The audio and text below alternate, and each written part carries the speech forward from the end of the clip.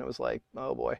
There's some pretty crazy stuff on this remaster. I was shocked. Like, in the past, even Cure remasters, which are on the whole not good, they haven't like messed with the record. In this case, they've absolutely changed two of the mixes. This is not just a remaster. Wendy Time is not the same song. Like, they've changed components of the mix. They haven't re-recorded anything that I can tell, but it is absolutely not the same mix that was on Wish. Like, there's no way. It's so different. And a lot of the changes they made are, they're not like, they're not earth-shattering. So, one of the things, we'll get talking about it, hopefully, I mean, if anybody even shows up, I don't know if we're going to even do this, but we'll see. I've got the tags refreshing, so I'm trying to see when and if they start saying anything. There's a bunch of people. Oh, there's people who got oh wow, someone just posted that they got the picture disc. So in the long history of awful Cure paraphernalia, the the picture disc thing is, oh man, not for me. I don't understand why they've been doing this, but every album's just been the album cover on, awful thick picture disc, and this is no different. I mean, at least it's not literally just a copy of the the album. It's the seashell bit. It's got, it looks like a pretty hot, darker, rich blue. That lends itself to splatter vinyl and kind of, current approaches to vinyl picture disc. So it could be okay. Is it going to sound very good? No. I mean, I would much rather still have the original vinyl than any of this. But one of the things, actually, while we're waiting, before I start the music, something to note that's really strange about this. The name of the album is printed on 3 sides of Wish. So this has been bootlegged because it goes for so much stupid money on Discogs. So if you're ever looking for this and you think you may have a real copy, you've got to make sure that you check that it's printed on all 3 sides of the spine. That's the dead giveaway. And then also, you really do unfortunately need to look at the runoff. And make sure that, in Europe especially, it had this. So if you don't have the insert, with the catalog ad, that's suspicious. But yeah, I mean, people will go to the trouble of making really good bootlegs of records like this because they have been selling for such dumb money. I ordered the deluxe edition of this. I'm pretty excited about it. I think it's going to be great. And I think it's going to be substantially different, which you can already tell off the streaming that came out today, how different this mix is. It's really, I wouldn't say destructive, but it's hugely different. Like, if you go back to Disintegration, they did what they do for most remasters. They just cranked it. They just made it hotter, and they didn't brick wall it that bad, but Disintegration is essentially just a lot hotter on the remaster. And then if you get the deluxe edition, you get the completely ruined version of Entreat, where Robert Smith has done this thing that he's been doing to all of the Cure's material, which is taking all of the effects off of the drums. And I don't understand why he keeps doing this. Like, it ruined Entreat. There's nothing wrong with like period reverb on Boris's drums in Entreat. It makes it sound more like a live recording, even if it is theoretically artificial, right?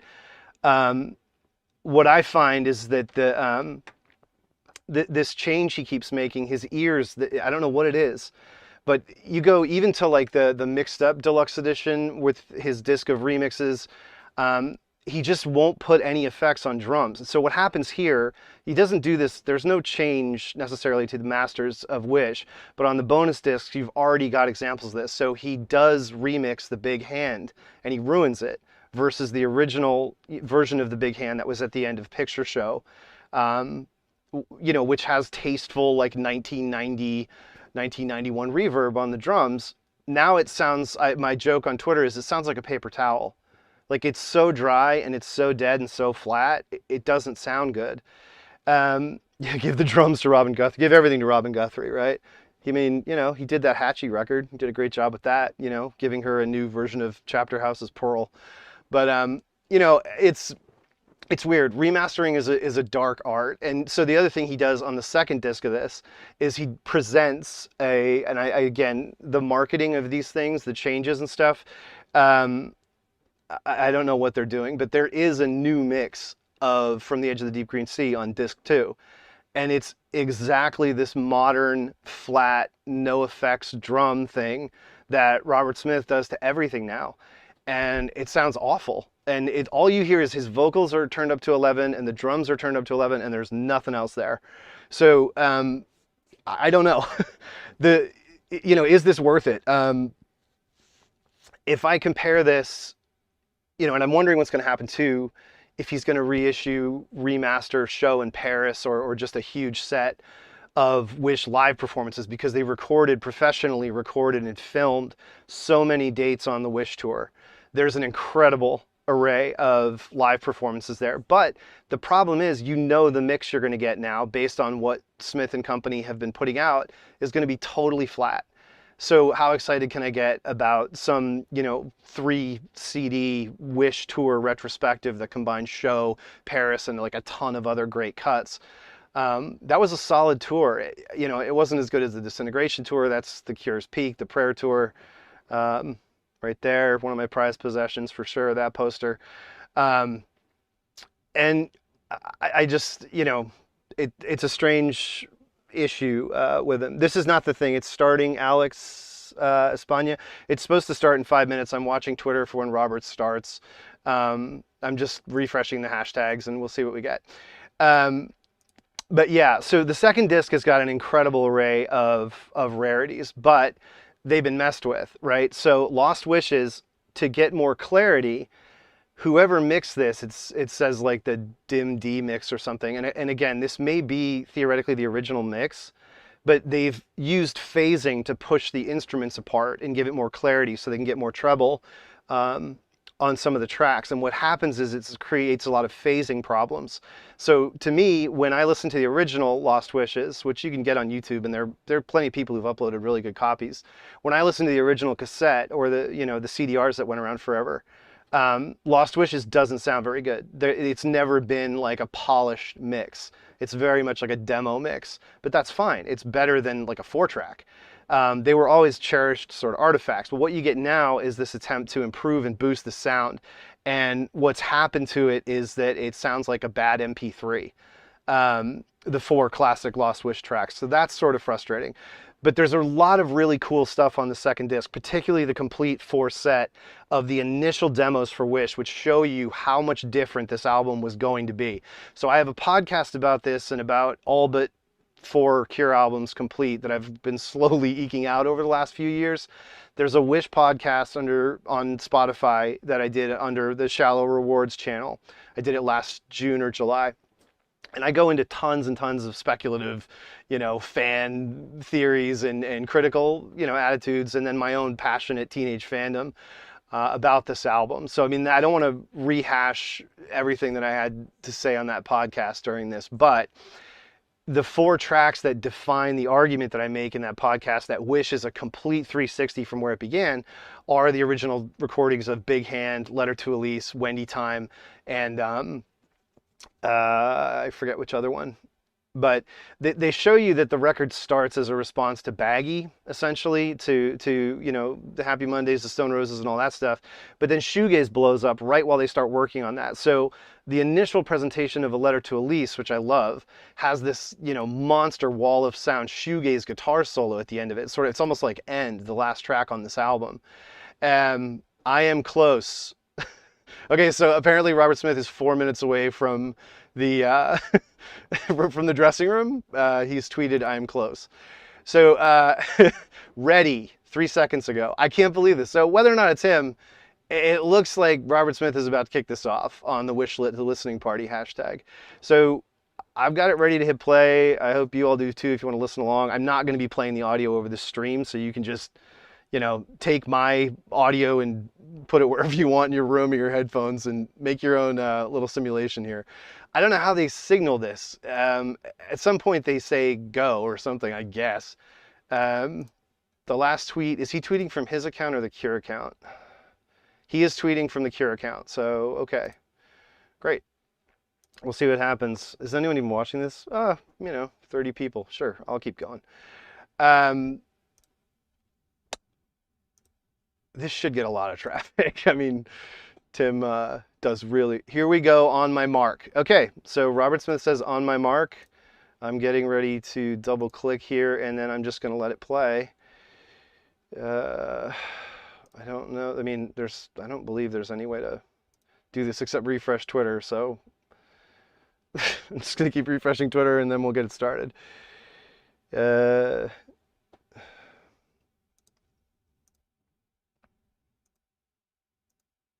then I'll just talk about this album. But I think, predominantly I want to talk about the remaster itself. Because, as I say, there is a podcast I'll link under the stream. 3, 2, 1, go. All right, double click on open now. There it goes. So, open. I don't get too deep into analysis in the podcast about these songs. On the remaster, open is just as muddy as on the original article. The hi-hats sound like Dolby C is on. It's the strangest thing. Like, it is so annoying, and it's still there. So they're just shimmying. It's like this, like they come in and out of the mix because of the gate on them. And the strangest thing about it is there's already a better mix of this song, and we'd already heard it when the album came out, which is on the high slipcase. The fixed mix of Open is fantastic. And it's like, if you look at the B-sides, again, this is all in the podcast, you look at this Twilight Garden and Play, you look at the single mix, the superior single mix of High, and all of this stuff sounds phenomenal. Why? Because real producers are doing it. What happened with Wish, and again, whatever, the problem with Wish is that the Cure second-guessed themselves. They had a ton of this material finished and in the can, and they just completely turned their backs on it. It was flat, and they did it. They were right to do it. The album was flat. It was mid-tempo rubbish. Wendy Time just went nowhere for like 6 minutes. A Letter to Elise was just like a kind of bland halftime stomp. And, The Big Hand was kind of a mediocre song. Frank, I love it. It's beautiful. Beautiful atmospherics. It's a great song. But if you're talking about like The Cure, who've just become one of the biggest bands in the world, it's just not good enough. So they knew this. This album was a struggle. And the explosion of shoegaze really helped. This lit the fire under them and under Robert conceptually to change what they were doing and essentially to change Wish. Recording the Wish demos began in November 1990 at Live House in Cornwall with Steve Whitfield. Session produced 4 songs, A Letter to Elise, Wendy Time, The Big Hand, and Cut. So that's the first tweet. That's what, I was just saying, essentially. And so the problem there, again, if you listen to Cut, and these are all included on the second disc of this, Cut is, absolutely flat, mid-tempo, goes nowhere, and is awful. Frankly, it's just really tedious. And that's something he wanted to change. So, he did. They went back in the studio. They started getting together responses to shoegaze. And it was an important thing for them to do. It was the right decision. They really needed to come up with something more vibrant. They were really stuck. So, the band isn't doing well, right? The rest of the band has forced Robert Smith to kick Lowell Tolhurst out. He had a serious problem with alcohol going back to 1986. It really got bad during the recording of Kiss Me, Kiss Me, Kiss Me in Miraval in France. And Lowell is really open about this in his book, which is called Cured. And he has a new book coming out soon called Gothic that is supposed to be way more technical. So I think what happened is he read Peter Hook's Substance and he realized like, oh, people actually respond to this technical stuff. And so I'm really excited to see that because his first book there, Cured, A Tale of Two Imaginary Boys, it was, it's very personal. And that's great for super fans of The Cure and for the history of The Cure. But he's very guarded. He doesn't talk a lot about The Cure, and he says openly, like, I know where the bodies are buried and they're not in here. He doesn't air any dirty laundry, and no one from the Cure camp ever airs dirty laundry, Robert won't stand for it. He's always been about protecting the image and the sort of classic distance of the Cure and himself conceptually. And when the band members do things like freak out on Twitter and say, I quit and I'm tired of the betrayal and all this other stuff, he gets pissed.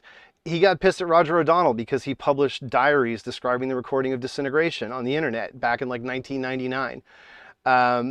You know, he's very concerned about the legacy, and he has every right to be. So, you know, no harm, no foul on that. But it's, you know, it was a difficult time. This record comes out of a lot more struggle than is apparent because it was so successful. It has probably their most enduring pop hit, arguably, in Friday I'm in Love. It has multiple fan favorites. You know, Doing the Unstuck is such a great, you know, crossover bridge song for Cure fans and then people who maybe haven't heard them who'd be excited by it. And then, of course, you have like From the Edge of the Deep Green Sea, one of the most signature Cure operas like ever. So, you know, it's, if you listen to it at a remove and you understand sort of the history of it, it's interesting going through the different things that caused Wish to end up the way it did. And with Open here, it's pretty evident the pressure that shoegaze was putting on Robert Smith and the Cure to update their sound. Disintegration, you know, had been something of it's a very monolithic album. It's an album that's still of the 80s, and in many ways it caps and ends the 80s in sort of taking everything that had been going on in alternative, you know, English music, rock music, that came and grew out of goth as a reaction to punk, because punk burns out. And it perfected it in so many ways, and it perfected his voice, you know, kind of what he had to say as a person, as a growing celebrity. It's just a phenomenal work. It's untouchable. And, you know, that's sort of the hard part about Wish, is it's following an album that almost can't be followed. But Open, you know, is a great way to open it. Incredible guitar work. It's just the fix mix is so much better. Boris is totally drowned out in the album mix. The drums are just a mess. There's too much gating, and it really just it doesn't work relative to the mix that's already out there, again, for everybody who would have been excited to buy this album.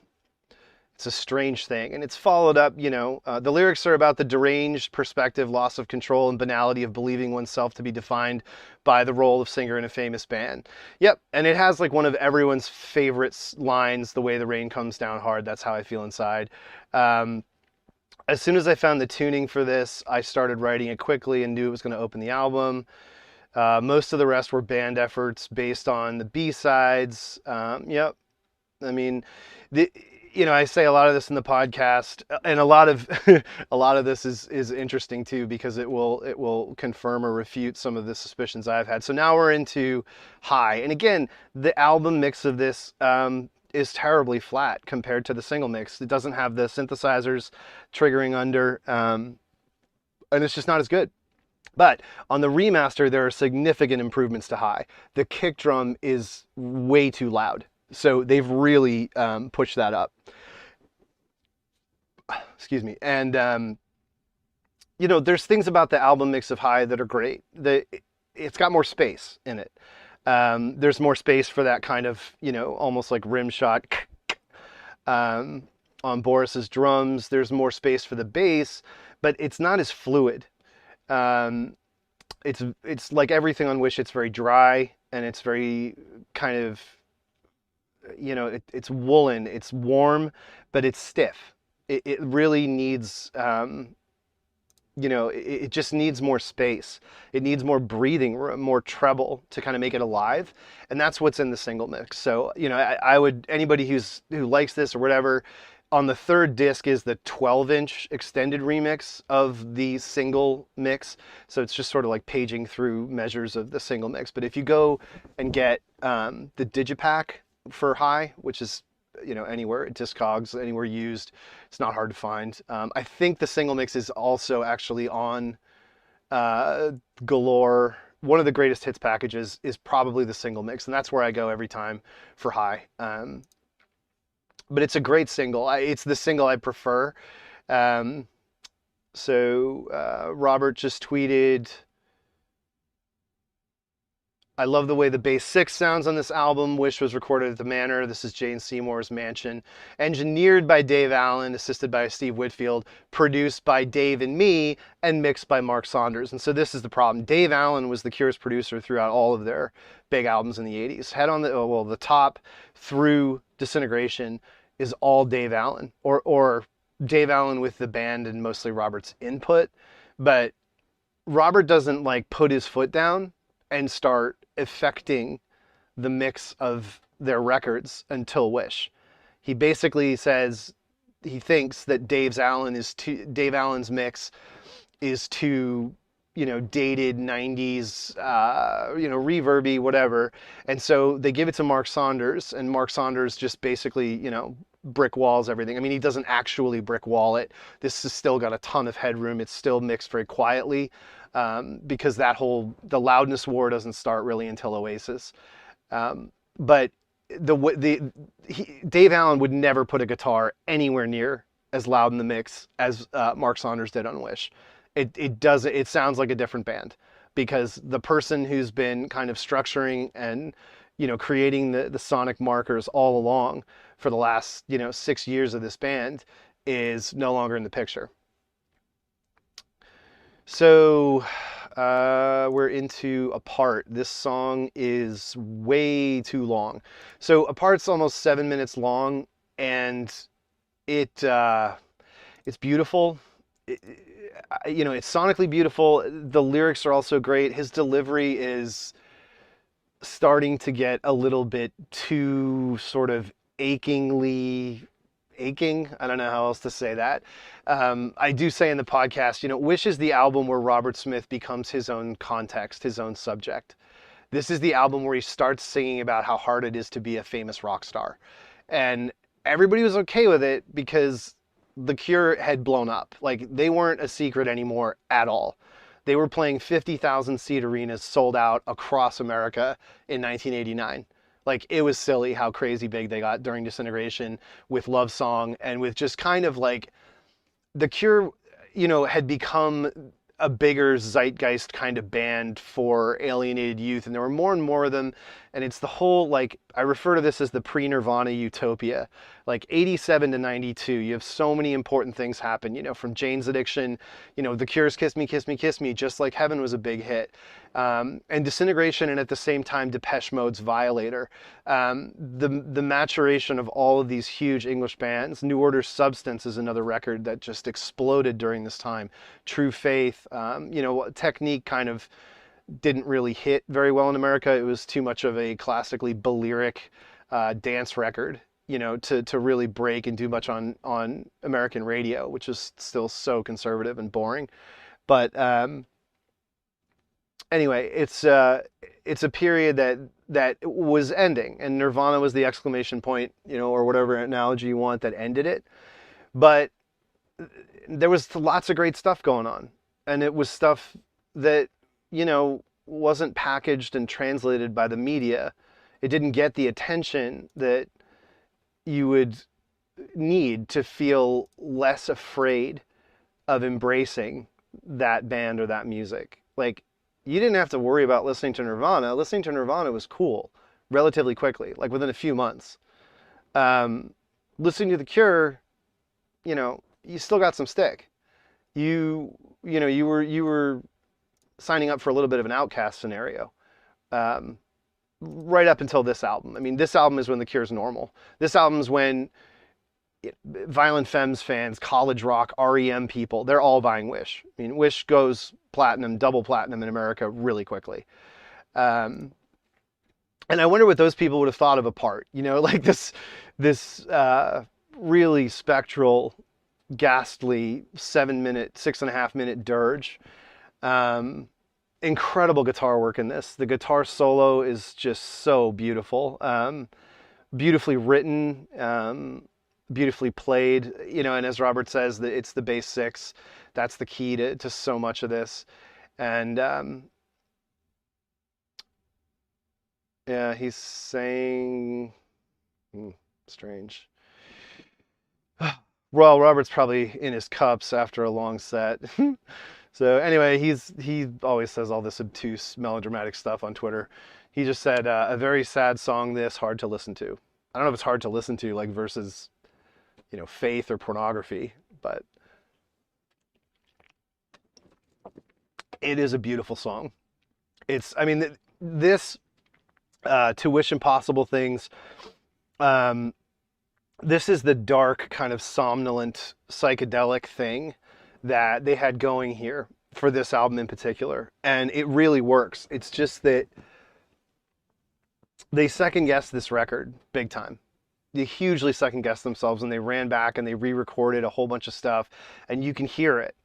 The Apart and High and a bunch of these songs come from one particular session, but when we get to From the Edge of the Deep Green Sea, From the Edge of the Deep Green Sea, Cut, and Doing the Unstuck, I believe, are all from a different session, and they don't even sound the same. So it's a really strange thing that this, the remaster just makes this more dramatic. I tweeted this out earlier today.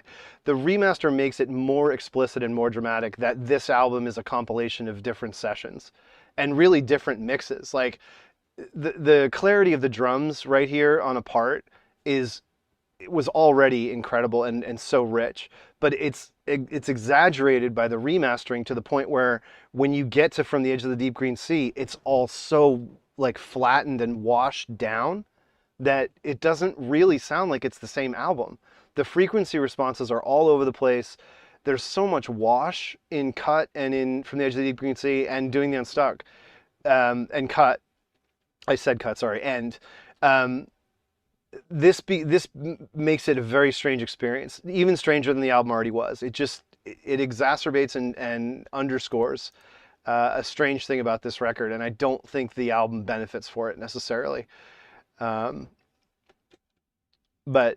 the memories I get from this album are so strange, man. I mean, this is a record this was the first Cure record I was waiting for, like camped out waiting for.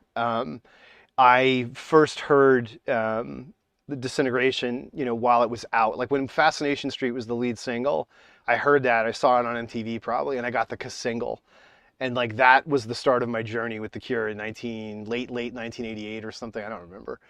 And then I was just like, oh, this is going to be my thing. And like I went all in and I got all the records, and there's such a back catalog, like there's like 8 records at that point to go back and learn about. And there's the book 10 Imaginary Years that came out in '86 that tells the first 10 years of the band, and there's all this mythology, and his look and all this stuff. And so yeah, Wish is the album that I got to fully experience 360 in real time, anticipation, everything, and going to see him live multiple times. So this is the centerpiece of the record. It's the Cure fans Cure song on Wish.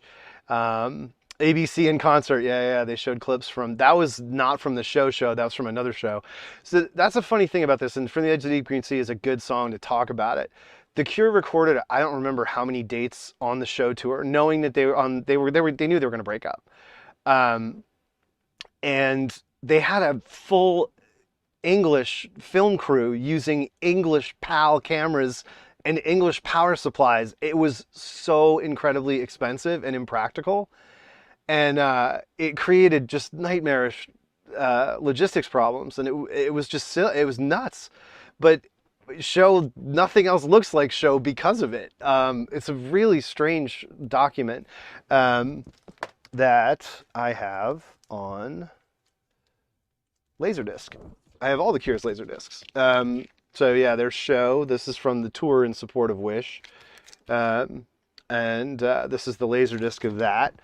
Also, before Wish came out was a very important release called Play Out.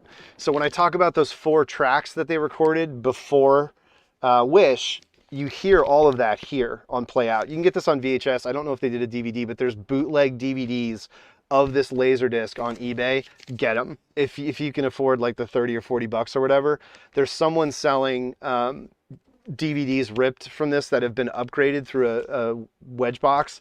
They're really good. And there's tons of stuff on here that's not on that VHS, like the Jonathan Ross show performances, all that stuff.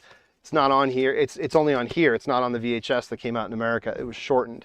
So look for that. It's really good. And I've got it. And you know, if there's a place that we're intersecting online, I can rip it for you. But yeah, I even have the trophy, the Laserdisc of In Orange. This is the one. Like, this is the best performance of the band's career. But we're here to talk about Wish. So they went on this enormous tour, and there were tons of professionally recorded dates on this tour. There is so much material, soundboard, professionally mixed material out there from this tour. It's crazy. The problem is Smith was a fucking mess on this tour. Like, he was in really bad shape.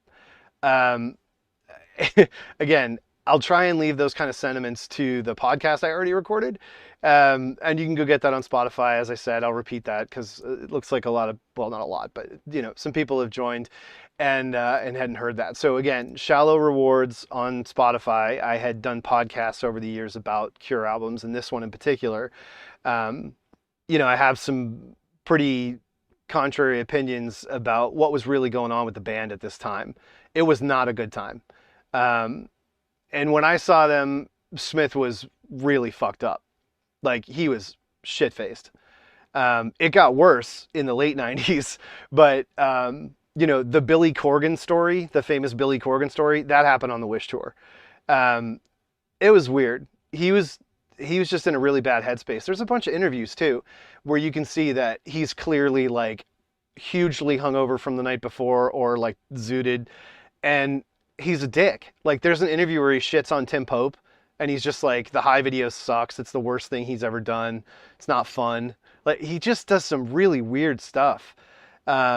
He's nasty to people. And like, this is sort of the start of him really, you know, struggling and turning on and turning over this whole thing. Because he's become U2. He's become proper famous. And, you know, he doesn't like or believe in it or whatever, but he's still like rich, and the band is still selling millions and millions of albums and writing huge hits. Like, he struggled. He's a sensitive person with a bunch of opinions about, like, academic opinions about pop music, and having all of a sudden a place in it, it was a struggle for him. You know, he was already starting to have trouble, like, aging.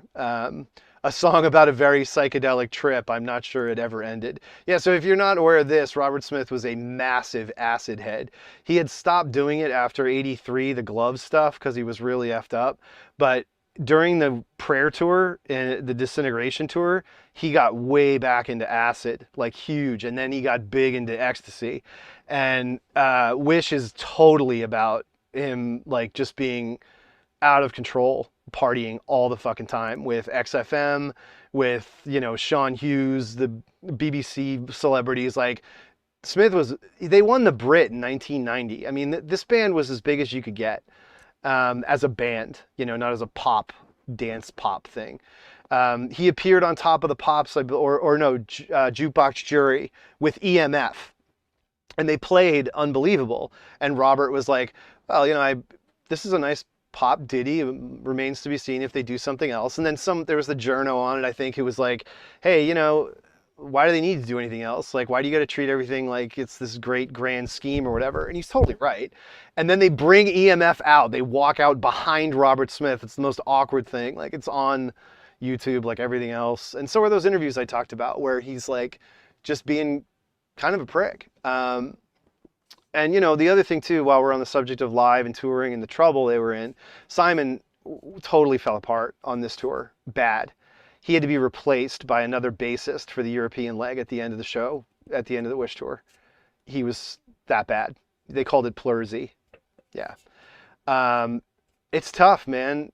You know, these guys all grew up together. They've known each other since they were kids. The psychology of being in this band, particularly for Simon and Robert, man, it's messed up.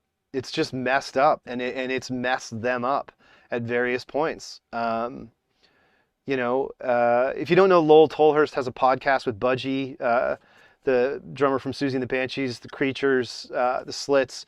Him and Lowell do a podcast called Curious Creatures. They've been doing it for quite a while. It's excellent. I make it a point of listening to every episode. They had Martin Atkins on recently. So good. And they've told some really great stories. But when I talked about the whole dirty laundry thing, Robert doesn't like stuff getting out. Yeah, there's totally a gate on where they go. It's not tawdry. It's very light. It's very positive. And listen, these guys are both sober too. So they're working on their sobriety. I don't want to be sarcastic about that. That's real shit. Lowell and Budgie are in a different place. They have a different way of dealing with that stuff. And their podcast is very, very straight and narrow because of it. And you just have to respect and accept that. If you want all that dirt and all that crap, listen to my podcast, because whether I'm right or wrong, I say it. Remorse, my finest Jimi Hendrix wannabe. So this is the nightmare. They changed this song. It's crazy how much louder he made the vocals on Wendy Time. So he's comparing this to a Jimi Hendrix joke. Wendy Time is just like dressing up. It's one of the most stubborn things Robert Smith has ever done. He will not let this song go. He keeps shoving it in everyone's face, and it's just like, it never worked. It was never there. You never had it. It's not a good song. It doesn't touch me at all, bridge, or whatever you want to call it. It's sort of a pre-chorus. It is the chorus. I don't know. It doesn't touch me at all part is nice. The sort of, I don't know if it's a Jaguar synthesizer, the old Fender like Stereolab style synthesizer that's in it. Not synthesizer, organ, excuse me. Just weird, man. It's just a weird, bad mid-tempo song that was never any good. And they made it as good as it could possibly be on Wish. They absolutely did. They sped it up. They gave it more swing. They went all in on the wah and all the other junk they used to kitchen sink this thing and try and make a song out of it. But it's a honking mess. It's 5 minutes and 15 seconds long. This is like a Japanese Whispers dream single ditty at best. Like, this should not be this long. It's pretty crazy. You'd be lucky to get 310 out of this. I don't understand it. Yes, are the people who love it. It's their kinky afro. You're not kidding, Connor. That's straight up a good way to put it. This is a really awkward attempt at a Go Mad single. And like, to this point, The Cure have done tons of that as throwaways. Mr. Pink Eyes, the B-sides all around, The Love Cats and Speak My Language and whatever, like drunken studio jokes. That's all fine. But in this case, like, he's trying to make a central, real song out of, it's also the persona, the way he even sings it. All of a sudden, okay, he's trying to open up and let open the curtains and let some air in after Disintegration. Because Disintegration is just, absolutely a brutal, monolithic album in terms of the content, in terms of, everything. So, Wish wants more light and shade, right? Let's rock out a bit. Well, they did that with Never Enough. I don't know they needed to do a whole album of corrective, variety. It is what it is. I don't know how else to put it. Wendy Time is just a weird one.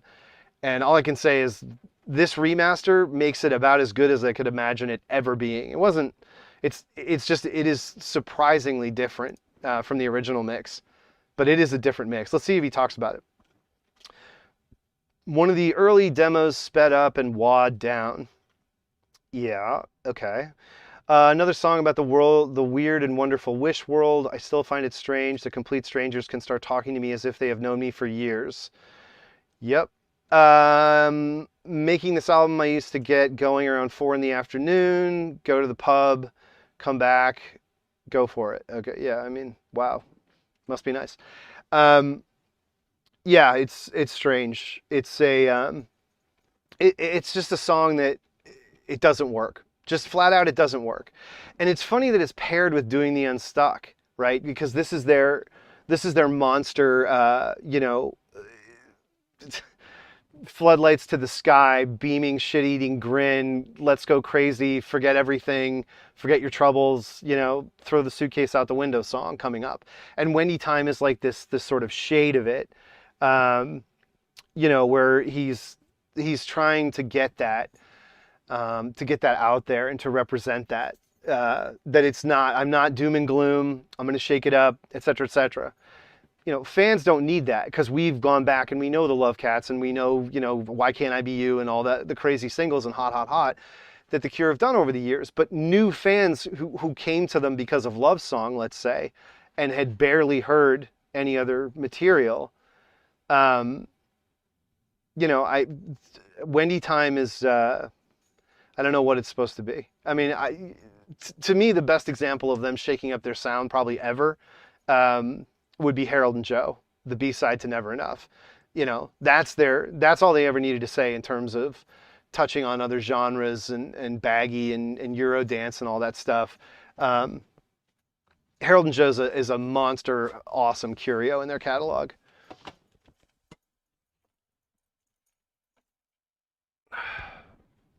My dog made it down here. So Doing the Unstuck, infamous, hyper pop, hyper Cure song. This is really going for it. He's going for it big on this one, and it's great. Too long.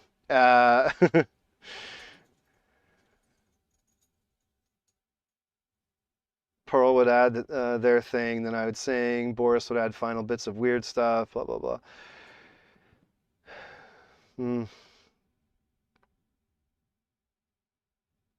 Strange. So far, Robert hasn't really said much. He put together a weird series of tweets where he's basically saying he and Simon and Perry really made the record, and like Boris and Pearl would take off. Okay. I guess that's a weird comment to put out there, but all right. Emulator sample. Yeah, that's right. So this one samples the Emu 2, the Emulator 2. This is just about the most carefree, abandoned, and happy we ever got. I'd agree. The charge into the guitar solo in the center bit of this song is just fantastic. This is, to me, Doing the Unstuck, despite the fact that it's a little bit dippy. The whole thing of it's supposed to have the word fuck in it, and then it's like wink wink doesn't. I always thought that was just so cheesy and such a tawdry academic pop song move. I don't know. But there's no question, like, he's occupying this really hysterically upbeat headspace, and it really works. It's transportive. It's legitimately powerful, this song, and they really cranked it up. It is so fast. It's like shockingly fast, I would say. If you compare the 16th speed songs on this record, Cut and Doing the Unstuck, compare this to like any band you've heard recently that is theoretically a proper rock band or seen live. Like, this song is out of fucking control. It's totally off the rails tempo-wise. It is so fast. And it's tight as hell. And yeah, it really works. I mean, if I'm in the right mood, this song is perfect. And like I said, the sonics that we're getting into here as we get into the third quarter, back half of the song, are just so powerful. They really are about the best, honestly, that they ever got. It's like, to me, it's Fascination Street. This one, in terms of overload songs with like 50 tracks of guitar and 50 different little licks. Doing the Unstuck is one of the best. It's just that this whole intentional aspect of wanting to go upbeat, particularly when you've just come out of Wendy Time, which is this awkward attempt at mannered kind of pseudo sexy, swagger, I don't know what, and you're about to go into Friday I'm in Love, the most pure pop song Smith really ever writes.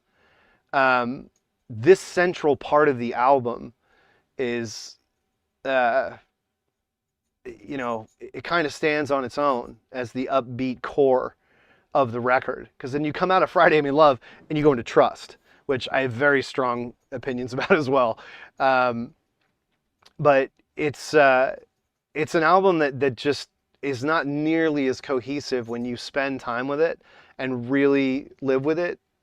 It stands out so much that this record doesn't hold together at all. It really sounds like a whole bunch of different sessions.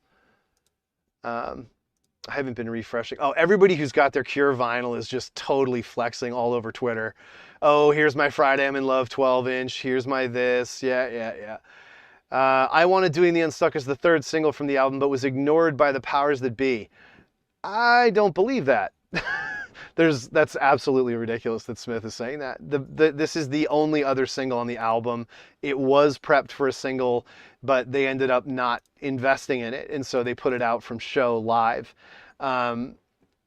This album came out at a weird time because grunge blew up, and I talk about this too in the podcast about it. So despite the success, like High did okay, it didn't do great, and this album wasn't cheap for the label.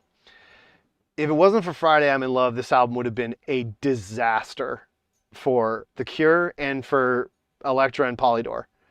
There's no singles on this apart from Friday I'm in Love, Doing the Unstuck, and High. I mean, you've got to rely on the audience that bought all those copies of Disintegration, essentially, without Friday I'm in Love, Doing the Unstuck, and High. And again, High is like a New Order song. It's not like a big hit in the way that Friday I'm in Love becomes. And so, you didn't have to be a genius to look at this record from a record industry standpoint, knowing how expensive it was to make an album work. There's a lot of payola, and I don't necessarily mean directly paying radio stations to play the songs. I mean just the literal investment in promoting and marketing an album is a form of payola, and it ain't cheap. And The Cure's tour wasn't cheap. Recording this album wasn't cheap. And, 2 million copies, that's like break-even stakes for a major label on a huge investment at this time. I mean, Def Leppard had sold, theoretically, it's fake, but they had sold probably legitimately 10 million copies of Hysteria. Theoretically, marketing, they say they sold 17 million. That's bullshit. But 2 million is par for a band of this stature with this much of a machine behind them. This album was nowhere near as successful as a major record label or the record industry would need it to be. It was successful for the band, and it's a huge album, and The Cure are a huge band in the canon of alternative music, but it's all in aggregate. You're selling, a few million people 10 records, so that's 30 million albums you've sold lifetime. That's not 30 million people buying one album. It's a totally different equation. They're a catalog band. They have an enormous audience, but that audience's loyalty is the reason The Cure have been a profit center, not their hits. They're not that kind of band. They never have been. We didn't play this live for a long time. I thought it was too happy, but now it's become a wonderful moment in the show. We played it tonight in Amsterdam. I remember feeling happy after the first take and seeing everyone waving at me through the glass. I wrote the words on the way to the studio. It was so much easier then. It took my...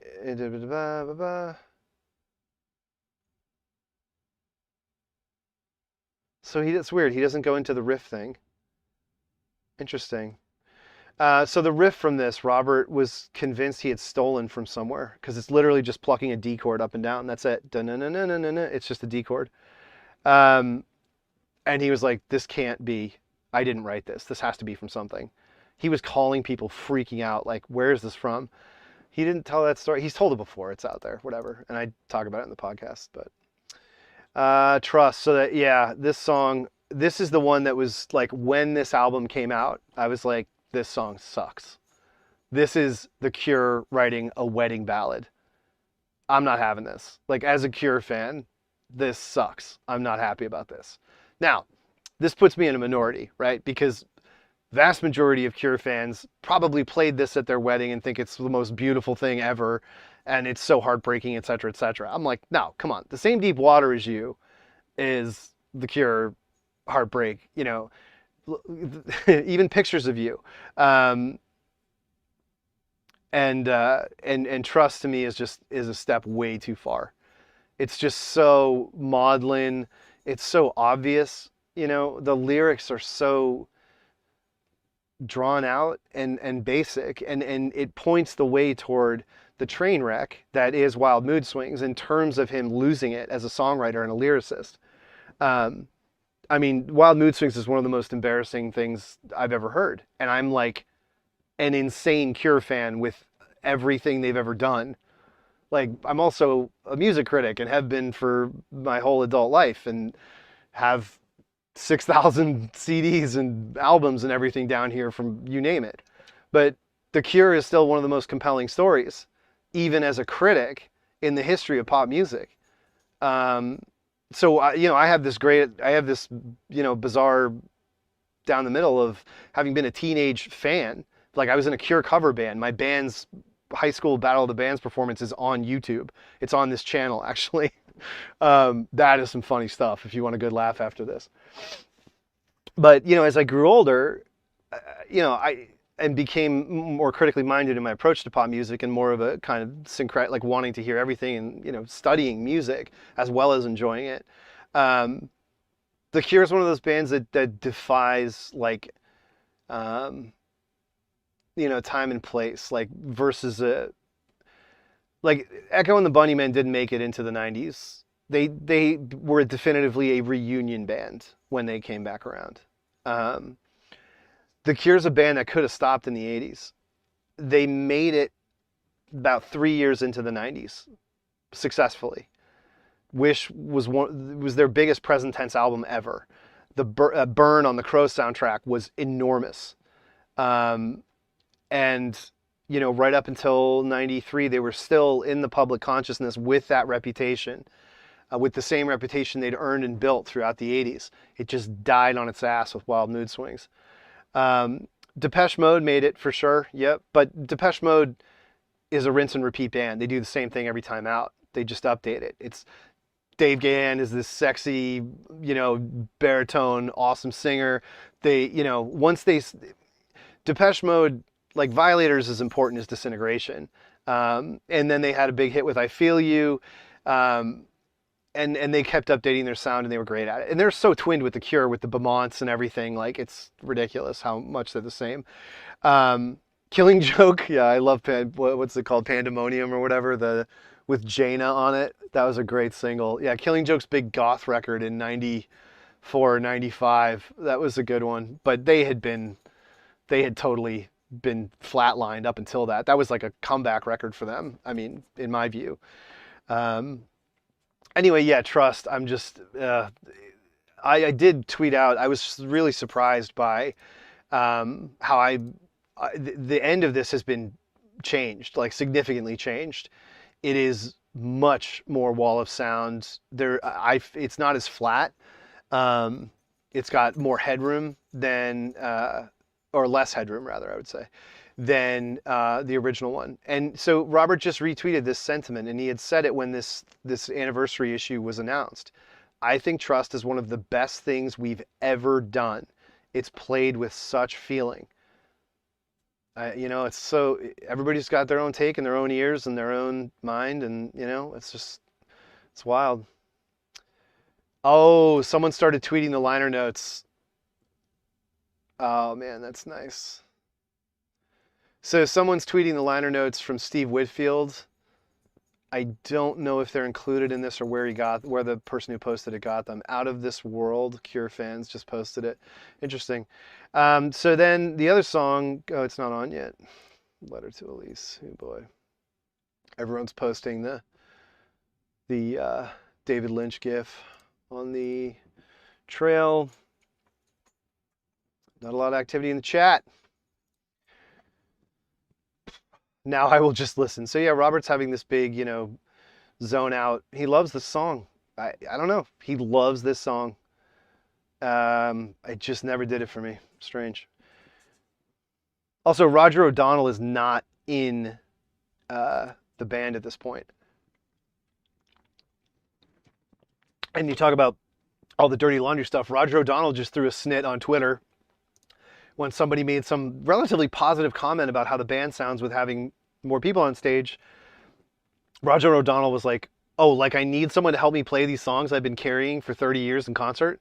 Like he got all pissed. He thought he was being slighted. This is awkward. Letter to Elise. Another one they ruined. So the original demo of this, I say this in the podcast, there's a version, one of the prep shows right before they went into the studio for Wish was at the Town and Country Club. And that was bootlegged really widely. And on the Town and Country Club boot, there's this great version where Pearl, who was then Pearl, plays a kind of a distorted guitar line and a bend over it. And it's so much better than the tinky tonk, toy piano crap. Twitter was a mistake. Yeah, Twitter is a mistake. And so this version is the result of, like I was saying earlier, Wish is a reaction to the arrival of shoegaze. It's sort of, they've already been through a response to baggy and to dance pop. And that response, they've made songs that sort of touch on baggy and on dance pop. But now that's like over. And the UK press is shitting on it.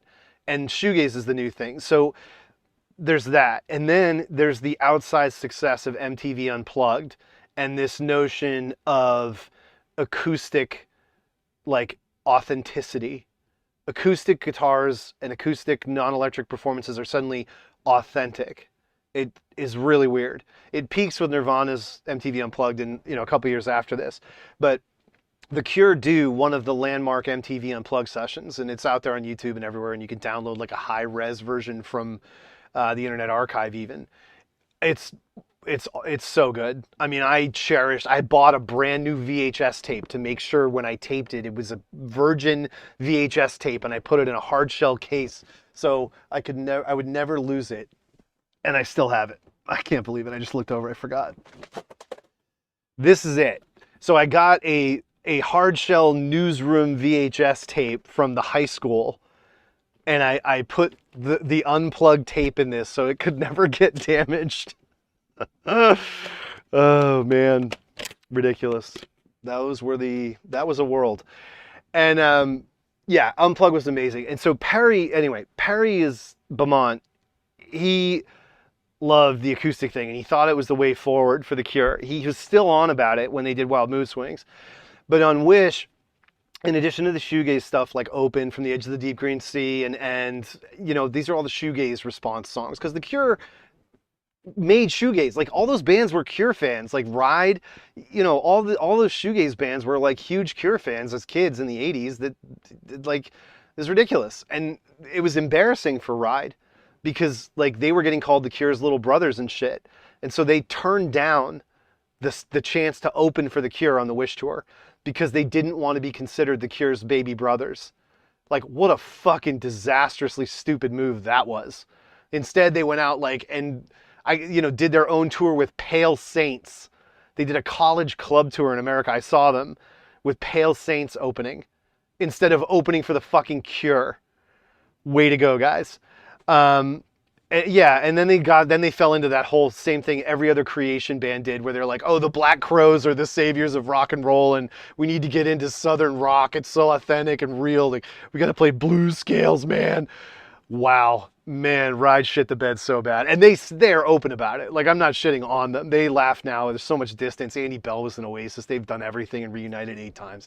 I love Ride. I have every stupid thing, the dumb anniversary awful reissue that's already falling apart. This piece of crap. It's so dumb. Sire did this with Ryko, and it's like falling apart. The anniversary edition of Nowhere, featuring the ungodly remix of Vapor Trail by Robert Smith, where again takes all the effects off the drums and puts this 3-second delay on the vocals perpetually throughout the whole song. You got to go listen to it. You can't believe how bad it is. But anyway, A Letter to Elise, the best version so far, the best version of it really out there is on this. It's the original 1990 recording with the big wall of sound shoegaze guitar attack at the end. That is really good. Um, okay, cut. So this song, this is literally like shreds. This is the Cure shredding. I can't, Boris, I like, this album is his swan song. He absolutely shreds all over the shit. And Cut is one where it's like, it's nuts. Like, I mean, the guy is such an underrated drummer. Maybe he's not. I mean, he was in like Modern Drummer and shit, but man, Boris goes for a studio performance on Cut and End, and even From the Edge of the Deep Green Sea. It's just so crazy. Um, for a number of reasons, Letter to Elise never established itself in the Cure live repertoire. Well, because it's not good, and it's an awkward time signature, or it's an awkward tempo, especially for Jason Cooper. Anyway, so again, he concedes that Letter to Elise was inspired by Kafka's Letters to Felice. I had mentioned in the 17 Seconds podcast I did, 17 Seconds is all Kafka. It's all about the short stories and that shit. Like it, and Kiss Me is all Maupassant and Baudelaire and like all that stuff. Smith is obsessed with classic European short stories, vignettes. That's like his lifeblood, and it's made him, you know, able to write these wonderful little songs that are essentially tributes to them. And A Letter to Elise is, you know, heavily influenced by A Letter to Felice. It was a huge mistake to make that song a single, you know, instead of doing the Unstuck. But the label, you know, I don't understand it. It's bizarre. So Cut, this is one of the very first demos. It is another one of these bad, like it was so slow when it was being played live around those town and country club gigs and the stuff that's on Play Out. You know, again, the Play Out VHS, and again, you want to get the Laserdisc, or you want to get this person on eBay who has an upgraded DVD rip of the Laserdisc. The version of Cut that they started out with was from the same sessions as The Big Hand, which plays over the end. God, this mirroring thing is killing me. Plays over the end of the Picture Show Laserdisc VHS tape. This is all the videos from Kiss Me and Disintegration, and at the end of it is this 1990 version of The Big Hand, which is the same session that Cut and Letter to Elise are from. Cut here, no, that's another Cure song. Cut on Wish is just, it's such a unbelievable like storm. It's just, it's crazy how fast it is and how tight it is and what Boris is able to get away with. I listen to it all the time, but the point I make in the podcast is, does this go anywhere the Cure hasn't gone before? Is this covering new ground versus the title track from Disintegration? Or like, you know, even like Torture on Kiss Me? Like this is the Cure's angry mode, and like they've kind of been here before. Does this do something new with it? Yeah, it does. It's the craziest, heaviest, thickest, most layered production of an angry, fast Cure song ever. They never topped it. Oh,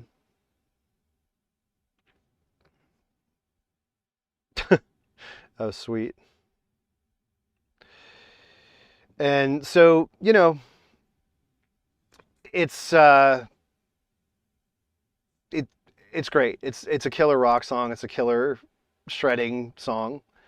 But it's too long. All the songs on this album are too long.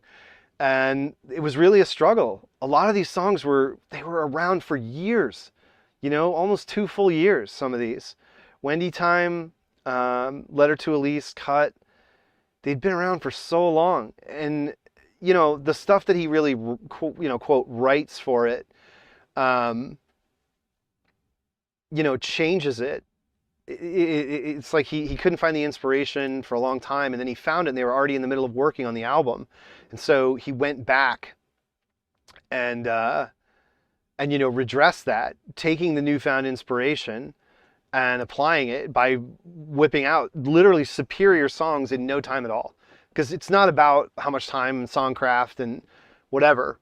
It's the inspiration. And you hear it on this record. The songs where they're not fighting with it, and they haven't been fighting with it to get it right for a long time, they're the best songs on the record. Because they just roll off. Friday I'm in Love is probably the best song on the record. Like the ditty. Because it all comes together and they're all excited about it. And I've said this before in relation to a million bands.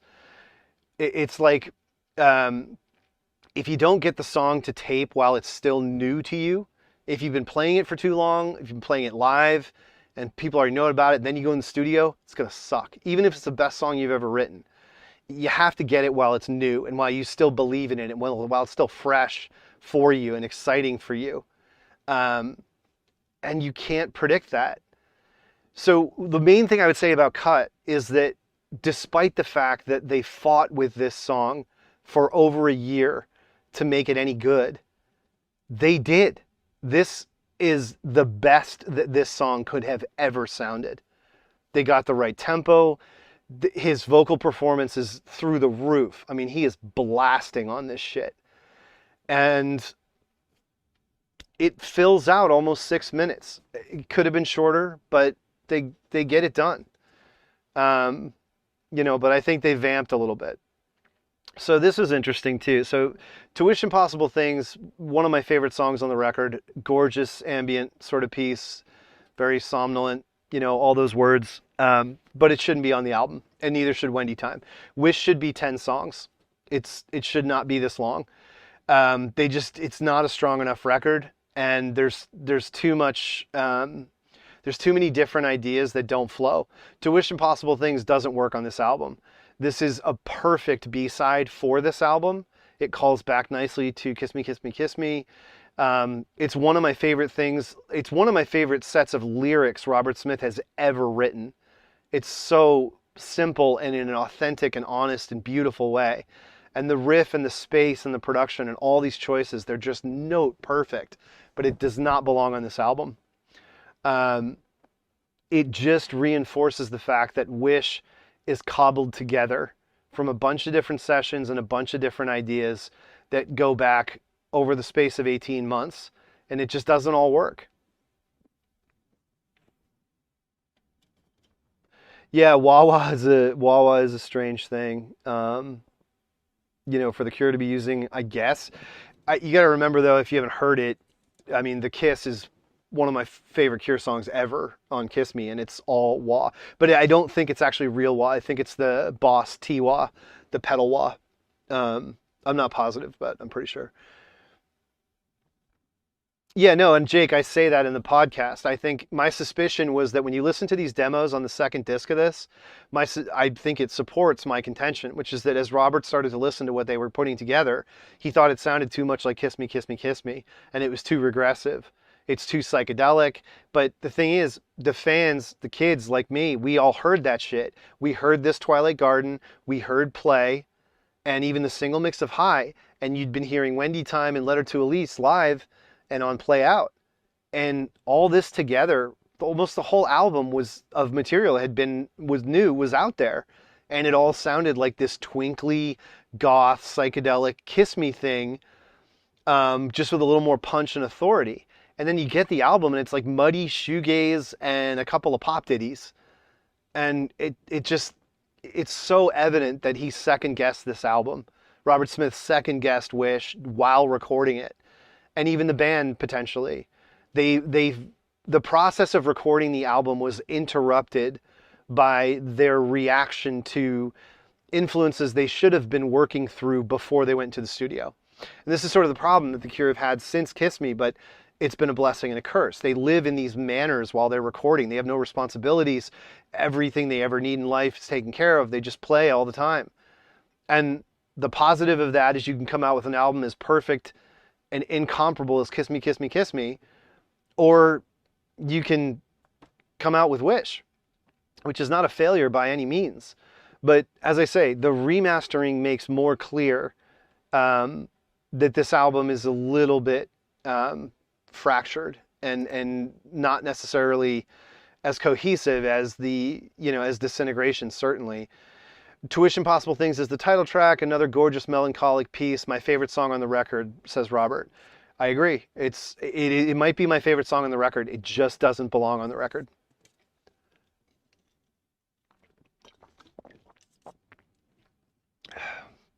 God, I used to love the song. Talk about a repeat offender on mixtapes for a girlfriend. Oh yeah. Oh, great. Now there's all the people in the TL posting, do you remember when pictures of them with Robert Smith backstage? Like, yeah, he totally remembers. He never forgot you. Feels like a breakup record. Was I bummed out when it came out? I was only bummed out on Trust and Wendy Time when it came out. But I was hardcore bummed out on those. And I thought Letter to Elise sounded stupid and like studio too, it was too polished. I didn't like I didn't like the fact that you could tell that the unplugged version of Letter to Elise completely changed the way they were going to do Letter to Elise and turned it into this. The initial version, where the kind of xylophone toy piano thing is beaten down, and like I've said already at the beginning here, this big shoegaze guitar solo comes in at the end. To me, that's what the song should have been. It wasn't slick enough. So here's End. This is, to me, it's way up there. I mean, it's one of my favorite Cure songs of all time. I go off on the podcast about this album. Again, Shallow Rewards on Spotify. All my old podcasts are out there. This song there's a bunch of bootlegs of it. Just look for Town and Country Club 1991. It's been bootlegged like 50 times. The original one has a yellow cover with green writing using the mixed up font. That's the one I had on CD. End is this. I mean, when you talk about the metatextual aspect of being a rock star, nobody ever wrote a better last chapter ever than Robert Smith did with this song. He should have stopped the Cure for like the rest of the 90s. And if he had, imagine if this is the last thing the Cure does until Blood Flowers. Like, people would have freaked out. They would have sold out 30, 50,000 seat arenas. But he blew it by all the crap he did in between this and Blood Flowers. And that's why Blood Flowers is only like okay, because there's all the 5 years of dog shit before it that we had to sit through. And the tours were so awful and embarrassing. And so because of that, that screws up the Blood Flowers tour, and it has to be in smaller venues, and when it should have been in big venues. Anyway, it's this is where Boris Williams gets to go off. And he gets to answer for shoegaze and respond to shoegaze. And I mean, as a drummer, like having played since I was 14, it's just so awesome, like hearing him really unlocked and unchained. Because the Cure is, being the drummer in the Cure is a very specific job. And again, this is stuff I get into in the podcast. You don't do fills. And this is why Wild Mood Swings is one of the many reasons it's so bad, is you have other drummers doing like just throwaway fills. Like, what? That's not the Cure. You listen to any Cure song ever, it's a pattern. It's very specific. The fills are like part of the song, the same way a guitar riff is part of the song. Listen to Push, listen to, Kiss Me, Kiss Me, Kiss Me is the definition of this. If Only Tonight We Could Sleep, The Snake Pit. These are songs built around drum patterns, almost in the way that, Steve Morris approached it in Joy Division and New Order. And this is where there's a break with that for the first time. Even though I'm sure it's on a click or whatever, because it's a studio recording, Boris goes all over the place on this. And it's a dirge, and the Cure have always done dirges. And yeah, Lowell's triplet fills were great. I mean, that's what he could do at that time, like Plastic Passion, and his waterfall, dun dun dun dun dun dun dun, on all the forest and jumping someone else's train and shit, and grinding halt. Lowell did great. He did as best as he could do, and he came up with original patterns too, and it informed the way the Cure's sound developed.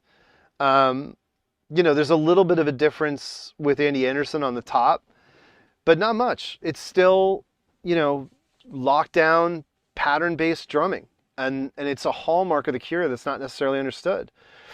But this is the break with it. And this is Smith answering for his fame, for, for every expectation that's been cast upon him, for what's happened to him in his personal life and his social life upon becoming a celebrity of this magnitude, particularly in England. it's also him answering for shoegaze, right? Because this song is like the big shoegaze drone with the crazy shoegaze drumming all over it. And that's, it's so unlike anything else in their catalog. And there's the ironic, sarcastic do-do-do-do-do's. Putting a pin, burying himself, essentially. Burying the Cure contextually. It's such a remarkable decision, and it's so well done. And I just, man, it's an academic thing. It's a music critic notion. It's silly, and it would never have happened. No one of his status or stature is going to be like, this is a perfect time to stop my band's discography and pick it up again later when I can be re-celebrated as, rock royalty. No, obviously. But in retrospect, in the rear view mirror, if you had stopped The Cure with End and with this album, and just the lawsuit with Lowell, all the problems they were going through, and just stop and get that stuff dealt with, and then just let Britpop happen. Like, why would you put a Cure album out in 1995 during the peak of Britpop? Different class, Park Life, like, what, the absolute wrong time for Robert Smith to try and contend with pop music. He had been displaced. Everything he stood for, everything he influenced, everything The Cure had contributed to and accomplished was temporarily irrelevant because of the nationalistic all mod cons bullshit of Britpop, which I also love, but you got to compartmentalize these things. The Cure didn't work anymore. After Nirvana and after Britpop, they didn't make sense. They're not going to realize that. They're not music critics and academics, and why would they ever, take an opinion or a position that they weren't allowed to or appropriate for a particular time? But when you compound it with how bad Wild Mood Swings was, somebody should have. He was too famous and too powerful. No, he wasn't going to listen to anybody. But like somebody should have.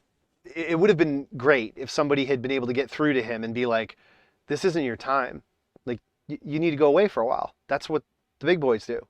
You need to just step back. This isn't a good time for The Cure to be out there.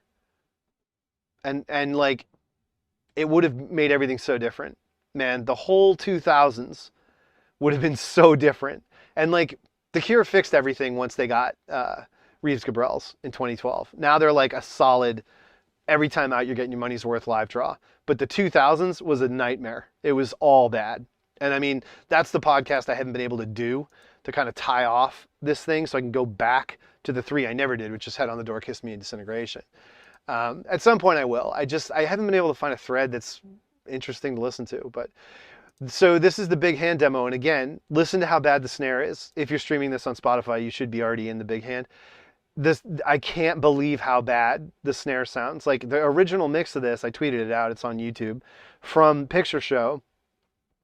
It was like I burned that tape down. Like this tape is damaged. Where is it? This tape is damaged from me rewinding the Big Hand. And look where it is. It's at the end of the tape. Because that was all I ever really wanted it for, was to listen to the Big Hand on it. And it's got lots of period appropriate 1990 reverb on the drums. Robert Smith has got this thing in his head now. He cannot stand effects on drums, and they sound so bad. The classic example, and I said it already, but for anybody who's just joined, because we're up a bit, is what he did to Entreat, the live album from 1990.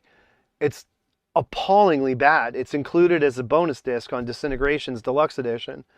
And if you get the original Entreat, it's wonderful. I mean, half the songs were already out there as B-sides to the Lullaby and I think Pictures of You CD singles. Like 6 of the songs on Entreat were already released via that. Disintegration, Last Dance, and some others. They sound great. They're mixed perfectly. They sound like good live recordings. But he's just got this thing now, and it's not just live stuff, it's everything. And this mix of the Big Hand is not the original mix from 1990. It's not a remaster, it's a remix. And he's taken all of the room reflections and shapes off the snare. And it sounds awful. Like the guitars sound great. The bass even sounds pretty close to what the original did. But it's just so bad what he did to the drums, and he keeps doing this. He just signed off. So I guess the 2022, okay, so he says, the 2022 remaster sounds like the album I heard in the studio. Finally! Okay. Yeah, here you go. He does, this is great. Robert Smith just admitted sort of something I'd been saying that, isn't necessarily always part of the dialogue. We played some great shows on the Wish tour that followed, but the band was dissolving slowly. The end was inevitable. The only thing he doesn't say is it was dissolving because of him, because he was a complete fucking mess.